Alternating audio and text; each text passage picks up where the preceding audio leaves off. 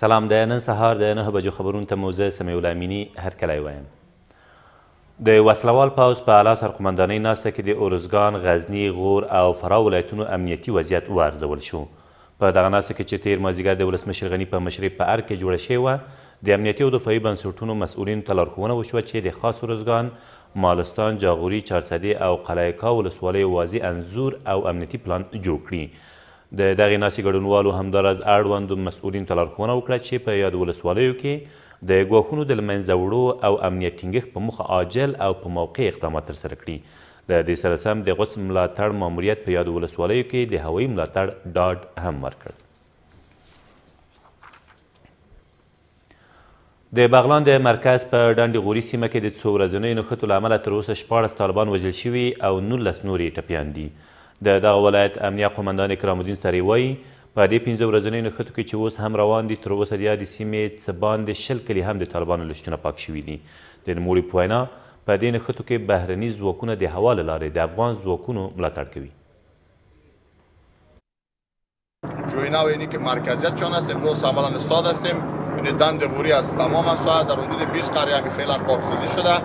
پیشروی ادامه داره به تصفیه کامل دند غوری. ولسمشر غني تېره ورځ د ترکمنستان د بهرنیو چارو له وزیر رشید مرادوف سره په ګلخاني ماڼۍ کې وکتل. د ترکمنستان د بهرنیو چارو وزیر په دې کتنه کې یو ځل بیا د افغانانو په مشرۍ او مالکیت د سولې له بهیره ملاتړ وکړ او همداراز د افغانستان او ترکمنستان لویې پروژې او د دواړو هیوادونو اقتصادي همکارۍ د سیمې د امنیت، ثبات او د خلکو د ژوند د هوساینې لپاره ګټورې وبللې. ولسمشر غني هم په دې کتنه کې پړاو کړه چې د افغانستان له لارې پاکستان ته د ترکمنستان د برېښنا د لیږد په ګډون د لویو پروژو ګټه به د سیمې ټولو هیوادونو ته ورسیږي. له دې سره سم ترکمنستان چمتو دی چې د افغان حکومت په مشرۍ د سولې د ناستو کوربتوب وکړي. د اجرا ریاست ویاند وایي د ترکمنستان د بهرنیو چارو وزیر د ملي یووالي د حکومت له مشرانو سره په لیدنه کې ژمنه کړې چې د ترهګرۍ پر وړاندې د مبارزې او د یادې ښکارندې د کابو کولو په برخه کې له افغانستان سره همکاري کوي. له بل لوري د افغانستان او ترکمنستان د بهرنیو چارو وزیرانو د دواړو هیوادونو په پولو کې د امنیت پر ټینګښت او د سیمه ییزو اقتصادي پروژو پر نښلولو هم ټینګار کړی دی.